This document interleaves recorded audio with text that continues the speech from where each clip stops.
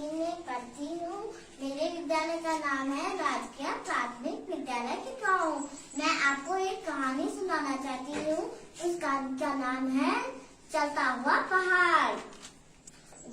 उस कहानी को जिसने लिखा है उनका नाम है श्री मनोहर चमोली जी।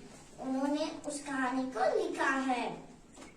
एक बड़ा सा ऊंट रहता है और उसके 2 बड़े बड़े कुंबर रहते हैं।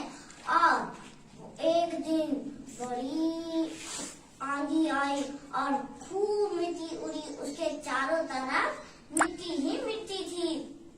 और फिर वहाँ 2 कछुए आते हैं और वह कहते हैं, अरे पहाड़ चलो इसमें खेलते हैं। और फिर वह दोनों ऊपर नीचे उसमें करने लगे और उनको खूब मजा आया। और फिर उसके बाद वो ऐसे ही करके उनकी नींद खुली और वह ऐसे हिलने डुलने लग गया। और फिर उन कछुओं ने कहा, अरे पहाड़ तो चढ़ रहा है। और फिर वह कूद मार के वहाँ से भाग गए। पहुंच गए। और फिर दूसरे दिन गर्मियों का मौसम आ गया और फिर उनको बहुत गर्मी हुई। और फिर वह नदी में नहाने के लिए चला गया और वह नहा रहा था। उसकी कुंबर बहुत बड़ी थी इसलिए वह पानी से बाहर थी। और फिर तो वह उस पानी में 2 मेंढक रहते थे।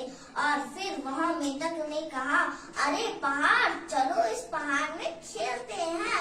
और वह ऊपर नीचे उसमें खेलने लगे। और फिर ऊँट ऐसे हिलने डुलने लग गया। और उन्होंने कहा, अरे पहाड़ तो चल रहा है। और फिर वह कूद मारते तैरते बहुत दूर चले गए। और फिर ऊँट ने अपने सिर ऊपर उठाया। उसने कहा, अरे ये मुझे पहाड़ क्यों बोल रहे हैं, पहाड़ क्या चीज है। और फिर वह पहाड़ ढूंढने के लिए चला गया। और फिर उसे एक जंगल पार करना पड़ता है और नदी भी और इतना बड़ा मैदान भी। और फिर वह चलते उसको थक लग गई थी और रात भी हो चुकी थी। और फिर वह एक जगह में बैठ के सो गया था। फिर रात में बर्फ पड़ी। फिर सुबह हुई, उसके चारों तरफ बर्फ ही बर्फ था। और फिर वहाँ 2 चूहे आए। उन्होंने कहा, अरे पहाड़। और फिर उसमें ऊपर नीचे करने लगे और उनको बहुत मजा आया। और फिर ऐसे हिलने डुलने लग गया। और फिर उन चूहों ने कहा, अरे पहाड़ तो चल रहा है। फिर उन्होंने कूद मार के वह रफू चक्कर हो गए। फिर उन्होंने देखा कि अरे ये तो चूहे थे, ये मुझे देख के क्यों भाग रहे हैं। और फिर उसने पीछे देखा तो वहाँ इतना बड़ा पहाड़ था। उसने समझा कि ये तो ऊंट है। मैंने समझा कि मैं ही इतना बड़ा ऊंट हूँ।